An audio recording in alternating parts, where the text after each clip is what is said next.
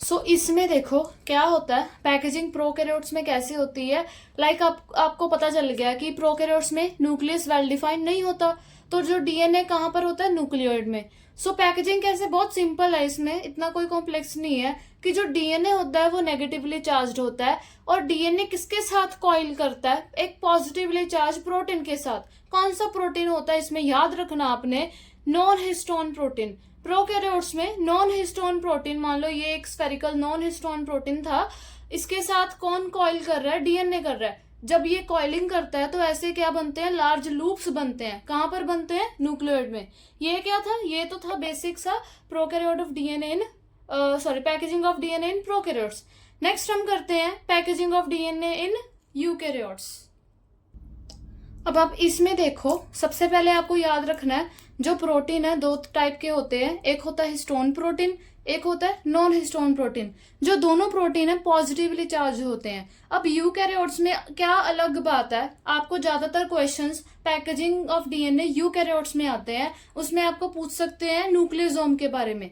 Nucleosome एक ऐसा structure है, कब बनता है, जब एक हिस्टोन है, एक हिस्टोन ऑक्टामर है, मतलब कोई भी एक पॉजिटिवली चार्ज हिस्टोन प्रोटीन है, उसके साथ कौन कॉइल करता है, एक negatively charged DNA.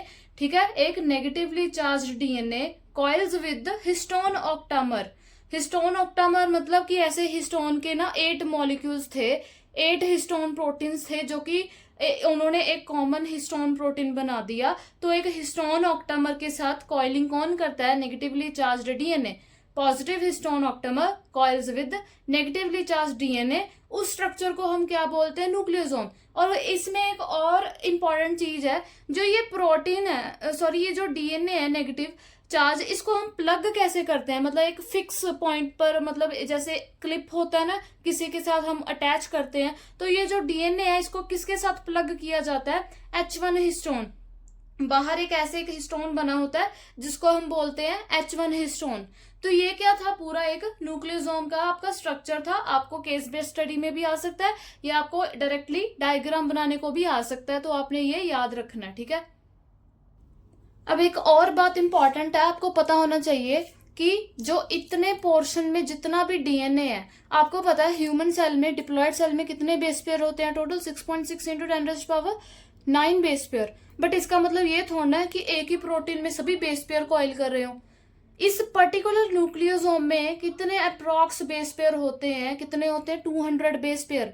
Very very important, याद रखना है कि इस पर्टिकुलर न्यूक्लियोसोम में कितने बेस पेयर होते हैं जो कि डीएनए में प्रेजेंट होंगे, 200 बेस पेयर। ठीक है, ये बात थी आपकी, ये आप अपनी नोटबुक्स में नोट डाउन कर लो।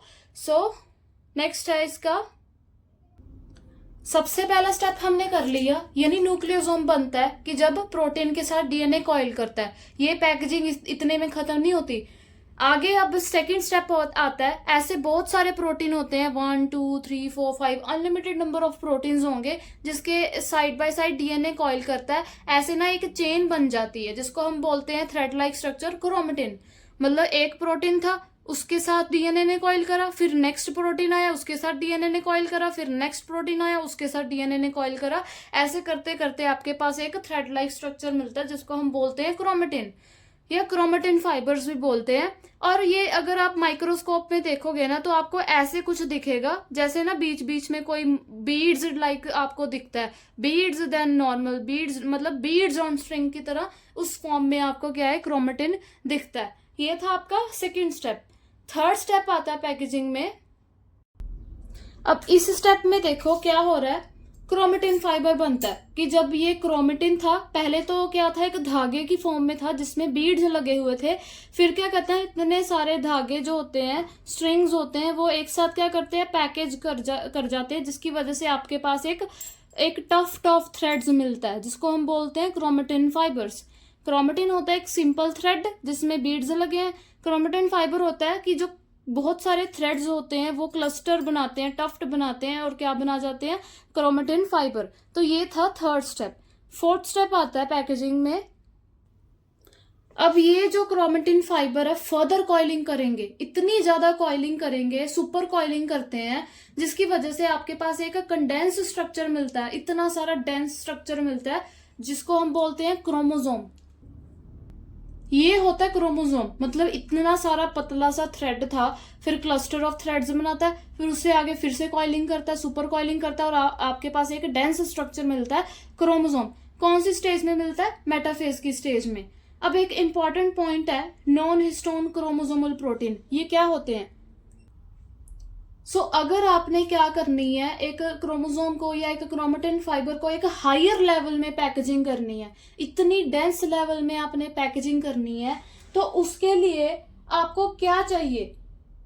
उसके लिए आपको एक एडिशनल सेट ऑफ प्रोटीन चाहिए। ये तो एक नॉर्मल प्रोटीन था, हिस्टोन ऑक्टामर, ठीक है, हिस्टोन प्रोटीन या नॉन हिस्टोन प्रोटीन तो नॉर्मल प्रोटीन थे।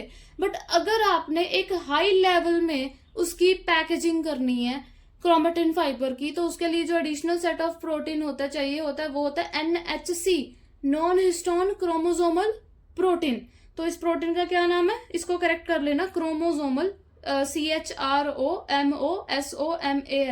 क्रोमोसोमल प्रोटीन, ठीक है। तो हाई लेवल में आपको ये क्या चाहिए? ये एडिशनल सेट ऑफ प्रोटीन चाहिए होते हैं। ये था आपका सारा पैकेजिंग का। एक बार मैं आपको डायग्राम की फॉर्म में ओवरव्यू देती हूँ। ये देखो, सबसे पहले क्या, कहाँ से स्टार्ट होता है यूकेरियोट्स में? पहले आता है आपका न्यूक्लियोसोम, जिसमें एक प्रोटीन होता है हिस्टोन प्रोटीन। इसके साथ क्या है? कौन कॉइलिंग करता है? Negatively charge DNA। उसके बाद क्या होता है? अब ये जा रही है क्रोमेटिन की थ्रेड, येलो वाली, ठीक है, क्रोमेटिन की थ्रेड जा रही है। ऐसे थ्रेड के बीच में क्या लग रहे हैं? बीड्स लग रहे हैं, यानी वो प्रोटीन लग रहे हैं, और साथ ही साथ क्या कर रहे हैं? कॉइलिंग कर रहे हैं, ऐसे करके। पहले इसने कॉइल किया, फिर नेक्स्ट प्रोटीन आया, उसने कॉइलिंग करा, फिर नेक्स्ट प्रोटीन आया, उसने कॉइलिंग करा। ऐसे बीड्स ऑन स्ट्रिंग की तरह दिखता है, जिसको हम बोलते हैं क्रोमेटिन। अब ये क्रोमेटिन क्या करते हैं? पैकेजिंग करते हैं, एक टफ फाइबर्स बनाते हैं, जिसको हम बोलते हैं क्रोमेटिन फाइबर्स, जो कि आप नॉर्मली इंटरफेस में, आप न्यूक्लियस में ऐसे ड्रॉ करते हैं क्रोमेटिन फाइबर। अब क्रोमेटिन फाइबर क्या करते हैं? फर्दर कॉइलिंग करते हैं, कॉइलिंग करते जाते हैं, जिसकी वजह से आपको क्या मिलता है? क्रोमोसोम। अगर आपने इसका हाई लेवल में इसकी सुपर कॉइलिंग करनी है, डेंस कॉइलिंग करनी है, तो क्रोमोसोम, डेंस क्रोमोसोम बनेगा ऐसा। तो कि उसके लिए कौन सा प्रोटीन चाहिए? नॉन हिस्टोन क्रोमोसोमल प्रोटीन, एक एडिशनल सेट ऑफ प्रोटीन चाहिए होता है। तो ये थी packaging of DNA in eukaryotes. ये आप अपनी नोटबुक में भी बना सकते हो, ठीक है। इसको आपने ऐसे रिप्रेजेंट करना है।